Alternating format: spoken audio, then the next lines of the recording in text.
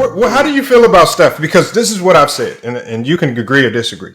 I said Steph has done enough in his career to where he should at least have top 10 consideration.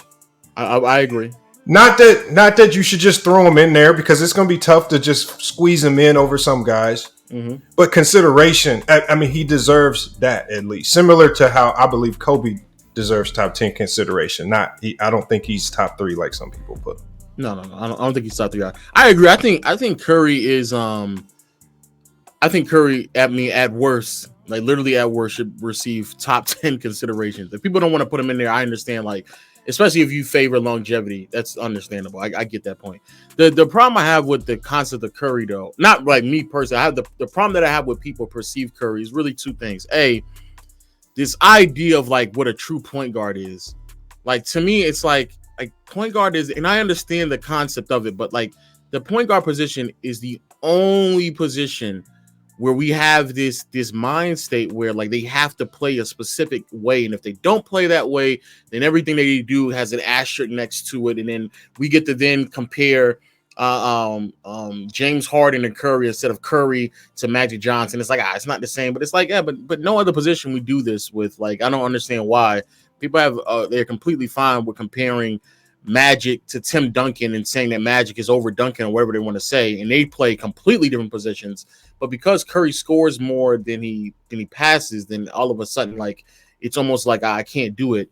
But then the second thing is like, I was going to say the most, but LeBron is by far the most scrutinized player, like unfairly scrutinized player I've ever seen in my life.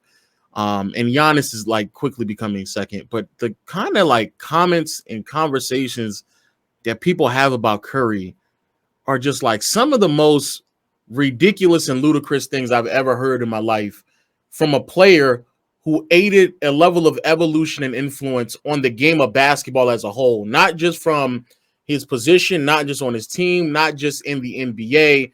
Like, the game of basketball, the way we talk, think, our perception of basketball has changed drastically, and Curry played a huge role in that.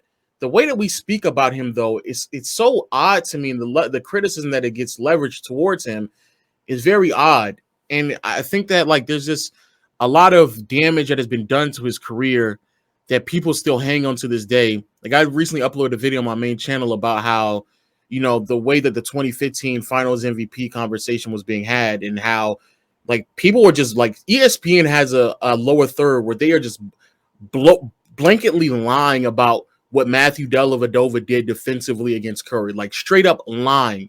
They were attributing 6 turnovers to Delly when he was defending Curry. And some of these turnovers, he wasn't even in the game, but they're still attributing it to him just so they can push this narrative that, oh, well, yeah, he got clamped up by Delly. And I've never seen that happen to an all-time great player. And even heading into this year, people were like questioning, like, I don't know, can Curry do this and that? And I'm like, I've never, like, you would have thought Curry was like 40 years old the way they were speaking about Curry in the Warriors. And it's like, when you go back and you look at it, like, I just remember the way people spoke about Kobe. Kobe was in the middle of getting swept in 2011, and people still gave him the benefit of the doubt.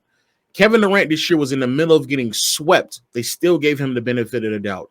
LeBron, as much as I think he gets criticism, still is at a point where he gets the benefit of the doubt.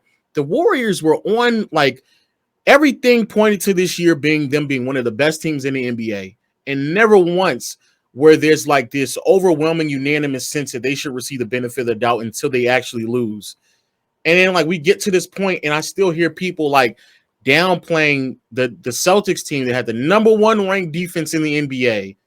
Oh, they weren't really that good. They're really Curry. He didn't really have to face any real competition. It's like, bro, y'all gonna continue to criticize that man, even though he's like easily one of the greatest and one of the most influential ball players of all time. Like, I never understand it.